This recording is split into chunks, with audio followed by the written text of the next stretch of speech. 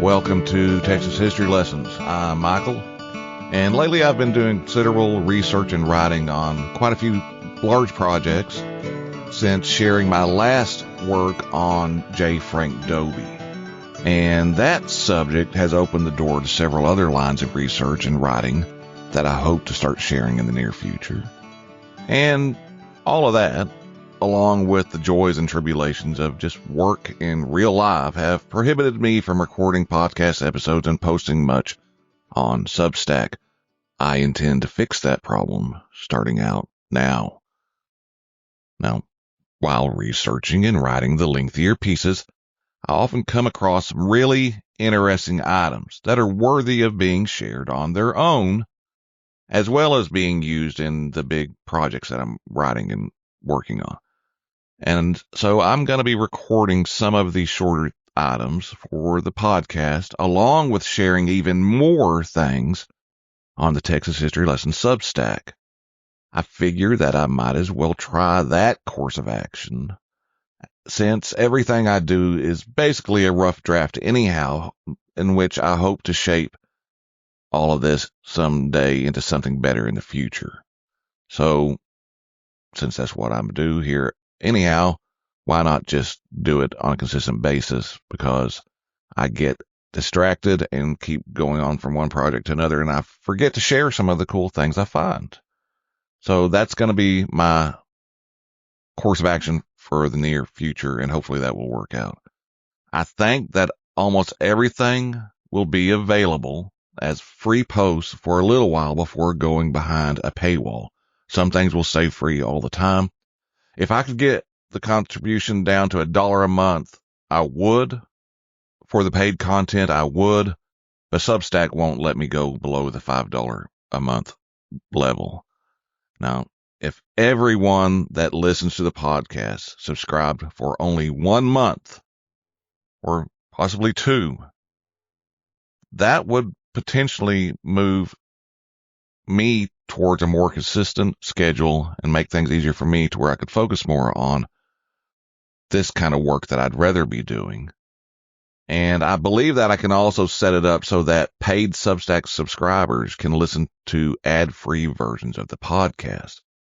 And I also plan on having a visual element to the Substack post, along with links embedded in the text that can open up books, articles, maps, and things like that that are mentioned in the pieces of writing, so that if you're interested in it or don't know necessarily what it is, you can just click on it and it will open up a page showing you more information about the subject. So that's the plan, at least. The podcast will remain free wherever you subscribe and listen to podcasts at. And, but if you want some more content, some more information, and some more fun stuff like that, check out the Substack, and you'd be helping me out at the same time. But let's move on. Now, one of the people that inspired J. Frank Dobie to devote his career to writing about Texas and preserving the stories and the folkways of the Southwest was a man named John Avery Lomax. Now, Lomax lived from 1867 to 1948. And during those years, he did a considerable amount of work to preserve and record American folk music, especially the ballads and folk songs of the American cowboy, especially the Texas cowboy.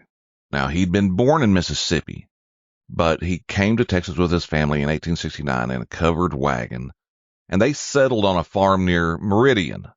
And he spent many of his formative years growing up near the Chisholm Trail, and he personally witnessed the trail drives passing by firsthand. Lomax was also instrumental, along with another of J. Frank Dobie's mentors, Leonidas Warren Payne, in creating the Texas Folklore Society back in 1909. And 3 of Lomax's children also had a considerable impact on preserving American folk songs. I'll be sharing more about Lomax and Payne's lives and works in the future, but know this: he published several books on folklore and about music, including cowboy songs and other frontier ballads in 1910 and songs of the cattle trail and cow camp that first came out in 1919 and then went through a couple of other release editions.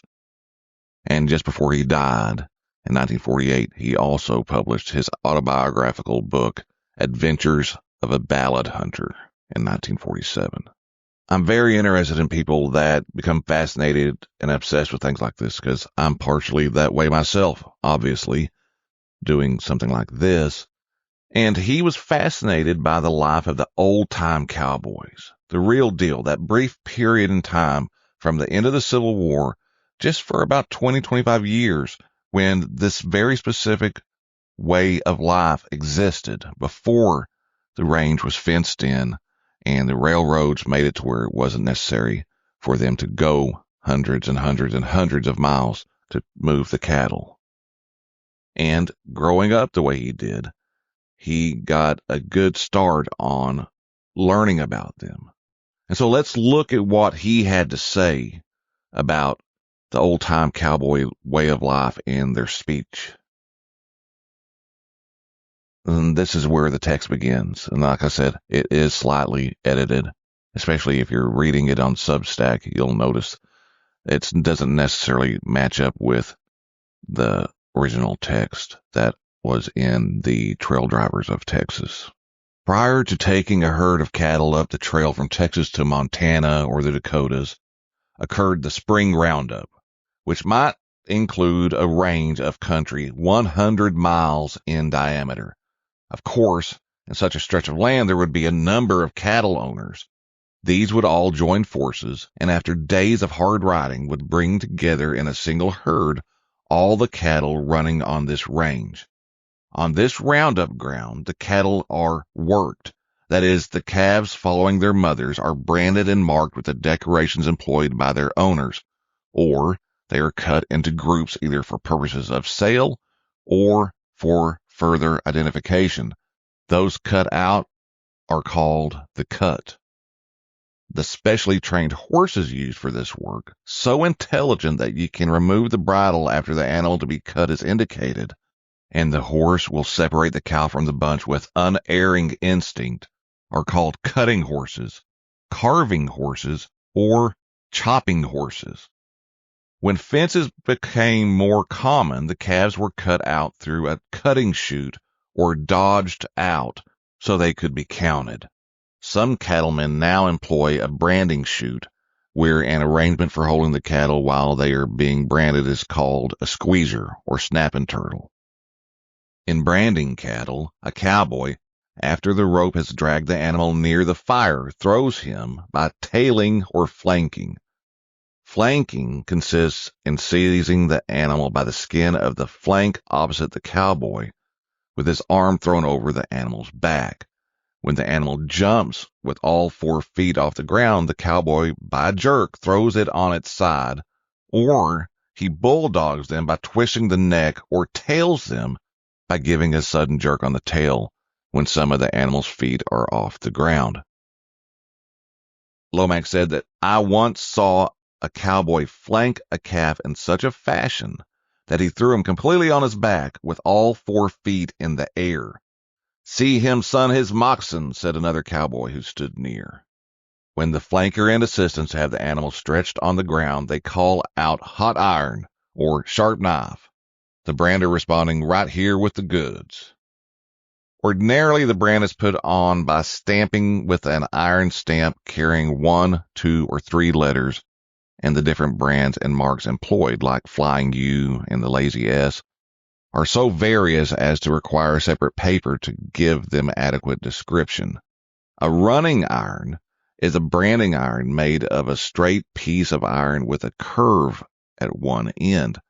This end is heated red hot, and the branding artist is thus enabled to run any letter he wishes to put on the side of the animal.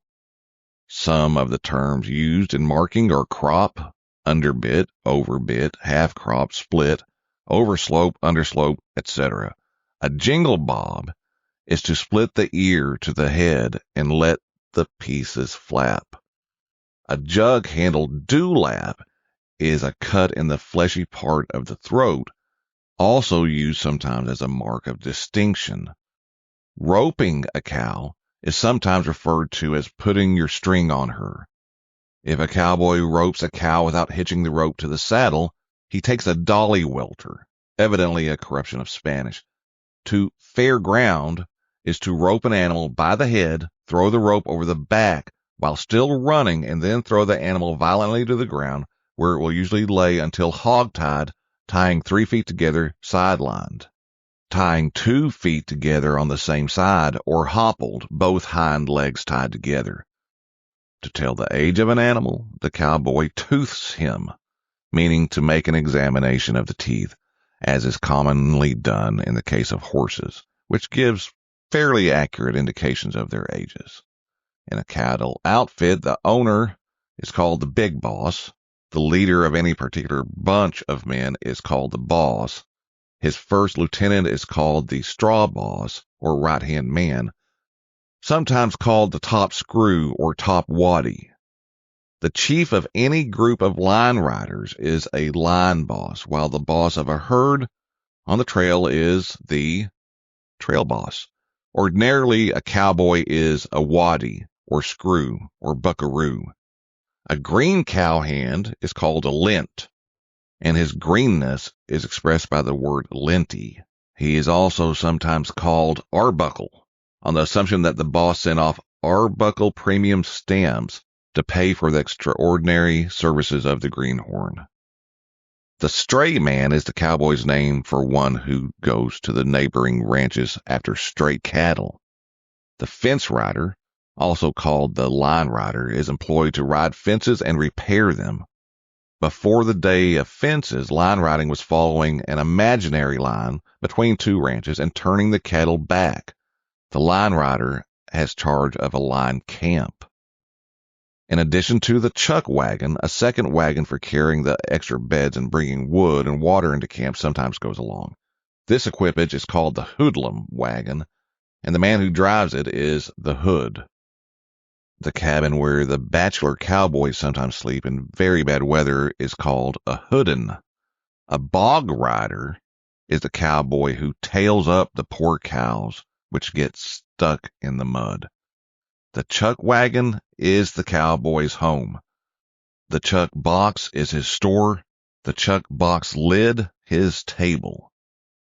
After a meal, if a luckless cowboy happens to put his tin plate and cup on the chuck box lid instead of the round pan, a tin tub for dishes, this constitutes a leggings case. That is, he is laid over a barrel and treated to a dose of leggings in the hands of the most athletic cowboy. The chief man about the camp is the cook, his pay usually equaling that of any of the men, and his expertness in preparing food remarkable when one considers his cook stove a hole in the ground and his cooking utensils, skillets, and pots.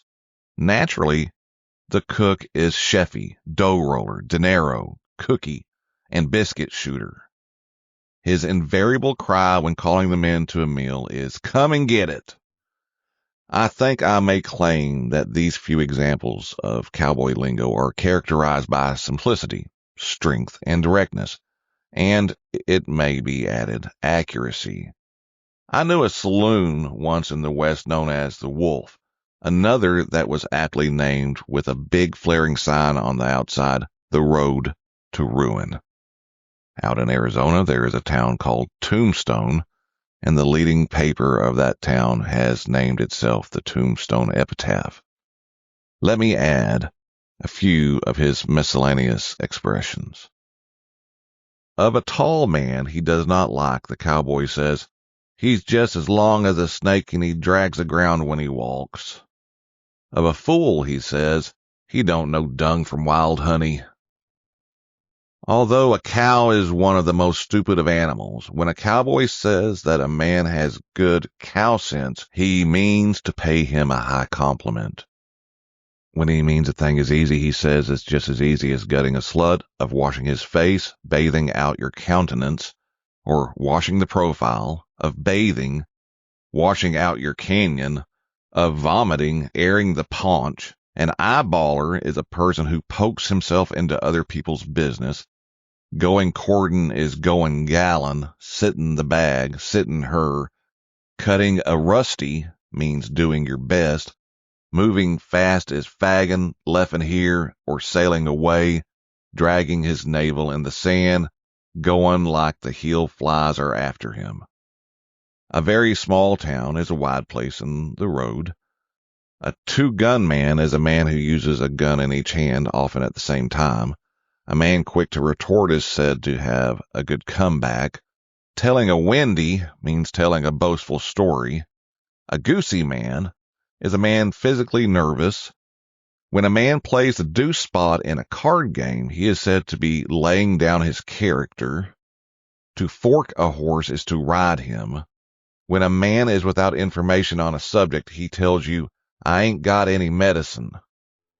Anti-godlin means going diagonally or in a roundabout way. The roustabout is a man of all work about a camp. Sweating a game means doing nothing but sitting around looking at a card game. Tie your hats to the saddle and let's ride means to go on a long hurry-up roundup. The boss's house is referred to as the White House. When a fellow makes a night of it, he is said to have stayed out with the dry cattle. When a delicate situation arises, there is said to be hair in the butter. The water on the plains is sometimes so muddy that the cowboy says he has to chew it before he can swallow it. When he has gained a little more experience on a proposition, he says he has taken a little more hair off the dog. When there is room for doubt about his knowledge, he is said to know as much about it as a hog does about a side saddle. A man who is good at roping is said to sling the catgut well. Damp, freezing weather is characterized as cold as a well digger in Montana. Riding on a freight train in place of paying regular fare on a passenger train is said to be saving money for the bartender. Ordinary stealing is yamping. Plumb locoed is quite crazy. Living in isolated groups, visiting but little except among these groups, rarely going to town, shy and timid as a result of long days of solitude. The cowboy develops his own form of speech. Cowboy words, phrases, and customs therefore easily become community property, his language a dialect of his own. In closing this paper, I cannot refrain from giving you one or two cowboy graces repeated indiscriminately either before or during a meal, and I shall end finally with some of his most characteristic dance calls. On some future occasion, if I am invited and if I am provided with just the right kind of an audience, I engage myself to read a paper on cowboy profanity. There is a certain wholesome strength, cleanliness, and variety in his profanity, and even his vulgarity, that I do not believe is equaled by any other race of men. The rhyme dance calls are supplementary to his spoken directions to the dancers, and add almost as much interest and loveliness of the dance as does the music. Here are two cowboy graces. Eat the meat and leave the skin, turn up your plate and let's begin. And the second one is, yes, we'll come to the table as long as we're able, and eat every damn thing that looks sorter stable. The rhyme dance calls are chanted between the shorter calls and are supplementary to them. Swing your partners round and round, pocket full of rocks to hold me down. Ducks in the river going to ford, coffee in a little rag, sugar in the gourd. Swing 'em early, swing 'em late, swing 'em round Mr. Meadows' gate. Ladies to the center, how do you do? Right hands crossing, how are you? Two little ladies, do-si-do. Two little gents, you order no. Swing six when you all get fixed. Do-si, ladies, like picking up sticks. Chicken in the bread tray, kicking up dough. Granny, will your dog bite? No, by Joe. Swing corners all, now you're partners, and promenade the hall. You swing me and I'll swing you, all go to heaven in the same old shoe. Same old road, same old boy, dance 6 week in Arkansas. Walk the huckleberry shuffle and Chinese cling, elbow twist and double L swing. And with that, John Avery Lomax ended his presentation to the Folklore Society. This episode is brought to you by State Farm. Knowing you could be saving money for the things you really want is a great feeling. Talk to a State Farm agent today to learn how you can choose to bundle and save with the Personal Price Plan. Like a good neighbor, State Farm is there. Prices are based on rating plans that vary by state. Coverage options are selected by the customer. Availability, amount of discounts and savings, and eligibility vary by state. You know that feeling when someone shows up for you just when you need it most? That's what Uber is all about. Not just a ride or dinner at your door. It's how Uber helps you show up for the moments that matter. Because showing up can turn a tough day around or make a good one even better. Whatever it is, big or small, Uber is on the way. So you can be on yours.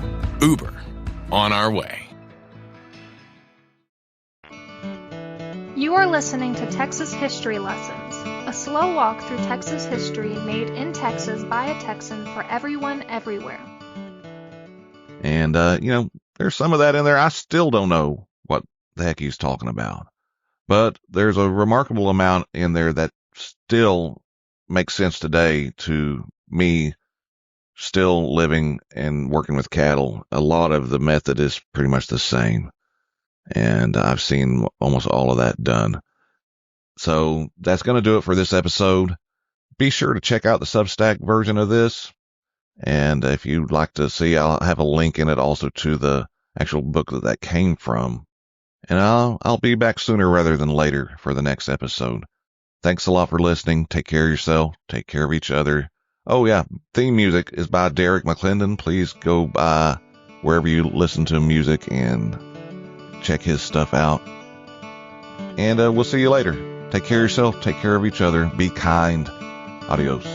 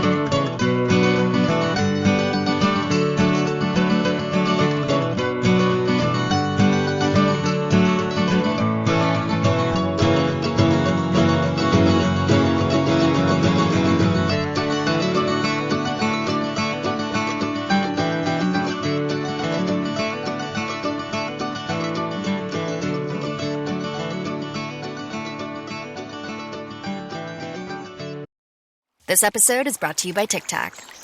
Summer tastes like Tic Tac. Tantalize your taste buds this sunny season with citrus adventure and orange. 2 everyday flavors that bring summer in every. Tic Tac Citrus Adventure is a yummy, vibrant medley of lemon, lime, and mandarin. And Tic Tac Orange is the perfect mix of tangy and sweet. Visit us at Tic Tac USA on social to refresh your summer with Tic Tac.